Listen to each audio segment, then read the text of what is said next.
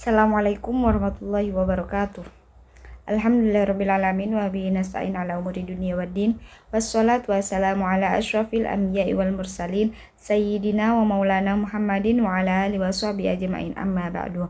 Pertama-tama yang saya takdimi Kiai Haji Muhammad Hasan Mutawakkil Allah SHMM selaku pengasuh Pondok Pesantren Zainul Hasan Genggong. Yang saya hormati Bapak Rektor Asosias Dr. Abdul Aziz Wahab BAMAG selaku Rektor Universitas Islam Zainul Hasan Genggong. Yang saya hormati Ibu Dekan Fakultas Tadris Umum yakni Ibu Dr. Wahyu Lestari MPD. Yang saya hormati Ibu Kaprodi Tadris Matematika yakni Ibu Eka Rahayu MPD. Yang saya hormati dosen pengampu mata kuliah praktikum pengolahan data SPSS yakni Bapak Atar Zairozif MPD. Dan tak lupa pula kepada teman-teman seperjuangan. Baik, langsung saja di sini saya akan menjelaskan hasil penelitian saya di mata kuliah praktikum pengolahan data SPSS. Di sini saya mengambil sebuah judul yakni perbedaan hasil belajar matematika berdasarkan kelas pada siswa laki-laki kelas 12. Saya Siti Fatimatus Zuhro dengan NIM 231210490116. Nah, alasannya saya mengambil judul ini yakni yang pertama, subjek penelitian jelas, subjektif dalam artian sasaran penelitiannya itu tepat. Yang kedua, bersifat objektif dan netral. Dan yang ketiga, kolektif, bukan individual. Dan yang keempat, fleksibel untuk berbagai analisis statistik. Dan yang terakhir, sesuai standar penulisan karya ilmiah. Selanjutnya yakni subjek penelitian. Nah, subjek penelitian ini untuk tempat saya mengambil sampel di MA Mirqatul Ulum sebagai salah satu lembaga pendidikan menengah atas yang menyelenggarakan pembelajaran matematika sesuai dengan kurikulum yang berlaku. Dan untuk subjeknya saya mengambil 25 data siswa kelas 12A yaitu 12 siswa dan laki-laki, dan siswa kelas 12B 13 siswa laki-laki. Untuk teknik pengambilan sampelnya, saya di sini menggunakan proportionate stratified sampling berdasarkan jenis kelamin dengan tujuan agar setiap kelompok terwakili secara proporsional dan sampel yang diperoleh dapat mencerminkan kondisi populasi secara objektif. Ini foto-foto bukti yang sudah saya ambil kemarin. Ini ada foto dengan Bapak Kepala Sekolah dan sebelahnya ada foto dengan siswa-siswa yang saya ambil sampelnya. Selanjutnya mungkin langsung saja kepada uji yang pertama yaitu uji normalitas. Nah, di sini saya menggunakan uji chi-square. Yang mana hipotesisnya yaitu apabila H0 data terdistribusi normal dan apabila H1 data terdistribusi tidak normal. Nah, selanjutnya menggunakan perhitungan manual yang mana koefisien hasil lebih kurang dari koefisien tabel 5% atau 1%, H0 itu diterima dan HA ditolak.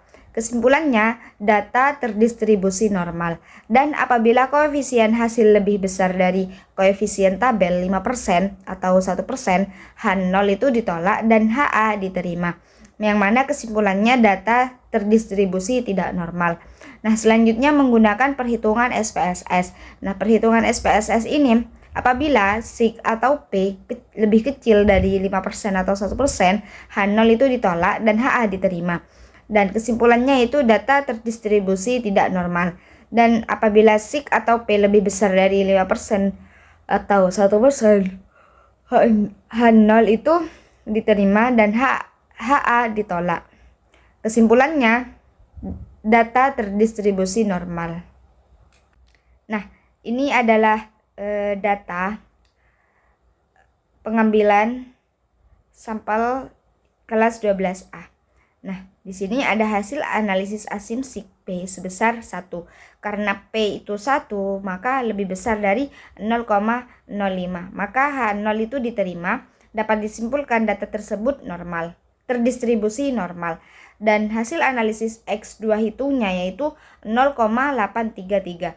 Karena X2 hitung itu 0,833, maka lebih kecil dari X2 tabel. Yang mana X2 tabelnya yaitu 18,30. Maka H0-nya diterima. Dapat disimpulkan data terdistribusi normal. Jadi untuk kelas 12A di sini itu sudah terdistribusi normal.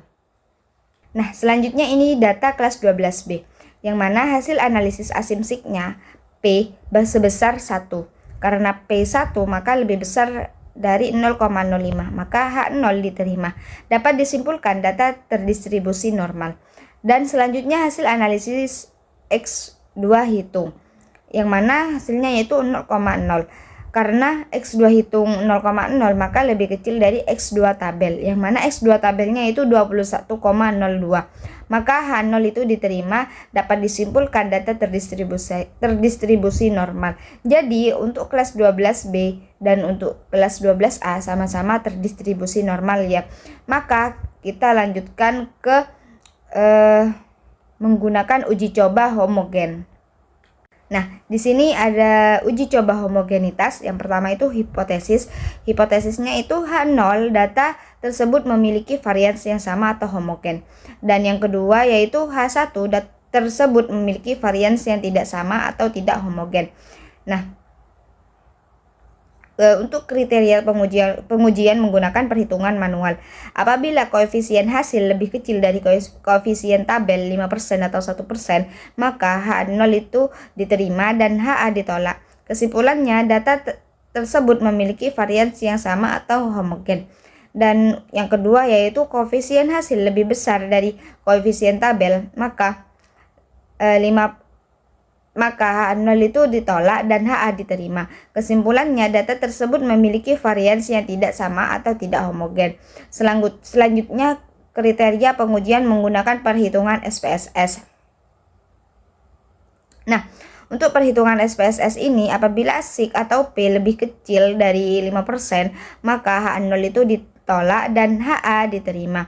Kesimpulannya, data tersebut memiliki varians yang tidak sama atau tidak homogen. Nah, selanjutnya apabila SIK atau P lebih besar dari 5%, maka HO itu diterima, HA ditolak. Kesimpulannya, data tersebut memiliki varians yang sama atau homogen.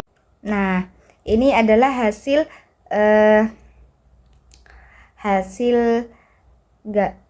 pengujian di homogenitas. Nah, ini adalah hasil akhir dari pengujian homogenitas, yang mana catatannya itu jika DF1 yaitu N kurangi 1, yang mana N adalah jumlah dari kelas 12A, yang mana jumlahnya itu 12. Jadi 12 dikurangi 1 yaitu 11. Dan DF2 yaitu untuk kelas 12B, yang mana jumlah kelas 12B yaitu 13. Jadi 13 dikurangi 1 yaitu 12. Nah, hasil analisis asimsik P sebesar 0,481, yang karena P 0,481 maka lebih besar dari 0,05, maka H0 diterima. Dapat disimpulkan data tersebut berdistribusi homogen. Nah, selanjutnya hasil analisis F hitung yaitu 0,537, yang mana F hitung ini lebih kecil dari F tabel. F tabelnya yaitu 2,82. Kita menggunakan taraf signifikan 5%. Jadi maka H0-nya itu diterima. Dapat disimpulkan data tersebut berdistribusi homogen. Nah, jadi ini selanjutnya saya menggunakan uji T sampel bebas atau independen. Nah, yang mana uji T sampel bebas atau independen ini bisa digunakan apabila uji normalitas itu sudah normal dan uji homogenitas itu sudah homogen. Nah, selanjutnya yaitu hipotesisnya.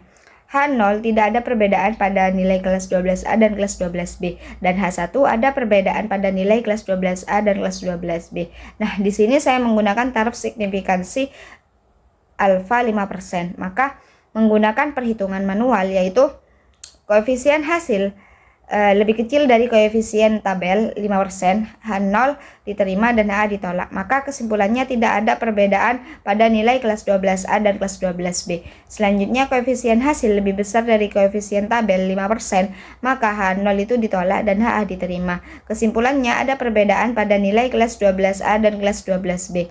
Selanjutnya perhitungan menggunakan SPSS, yang mana apabila SIK atau P lebih kecil dari 5%, maka H0 itu ditolak dan HA diterima. Maka kesimpulannya ada perbedaan pada nilai kelas 12A dan kelas 12B.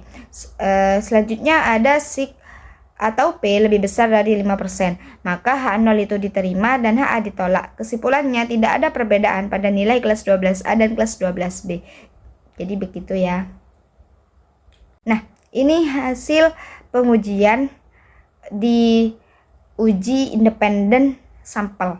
Nah, untuk uji asumsi homogenitas hasil analisis SIK P sebesar 0,3. Karena P itu 0,3, maka lebih besar dari 0,05. Dapat disimpulkan kedua data tersebut homogen. Nah, selanjutnya uji asumsi homogenitas hasil analisis F hitung, yaitu 1,126, yang mana DF1-nya yaitu 11 dan DF2-nya yaitu 12. Maka karena F hitung lebih kecil dari F tabel. Kenapa kok lebih kecil? Karena F hitungnya yaitu 1,126 dan F tabelnya yaitu 2,82. Dapat disimpulkan kedua data tersebut homogen.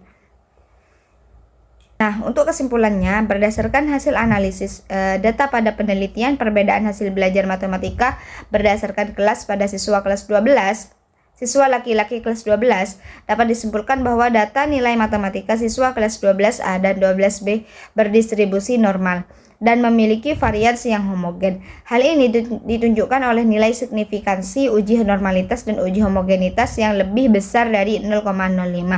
Jadi hasil uji independen sampel test menunjukkan bahwa nilai signifikansi SIK 2 tilde sebesar 0,406 lebih besar dari 0,05, sehingga tidak terdapat perbedaan yang signifikansi hasil belajar matematika antara siswa laki-laki kelas 12A dan 12B, meskipun rata-rata nilai kelas 12A lebih tinggi dibandingkan kelas 12B. Nah, untuk saran yaitu berdasarkan hasil penelitian, guru diharapkan dapat terus menerapkan strategi pembelajaran yang efektif dan merata di setiap kelas. Sekolah disarankan menggunakan hasil penelitian ini sebagai bahan evaluasi untuk mempertahankan kualitas pembelajaran matematika. Penelitian selanjutnya dianjurkan untuk menggunakan jumlah sampel yang lebih besar serta menambahkan variabel lain yang relevan. Selain itu, siswa diharapkan dapat meningkatkan motivasi dan konsisten dalam belajar matematika untuk memperoleh hasil belajar yang optimal. Mungkin cukup sekian dari saya. Mohon maaf apabila ada kesalahan kata maupun penjelasan. Kurang lebihnya wallahul muwaffiq ila aqwamit thoriq. Wassalamualaikum warahmatullahi wabarakatuh.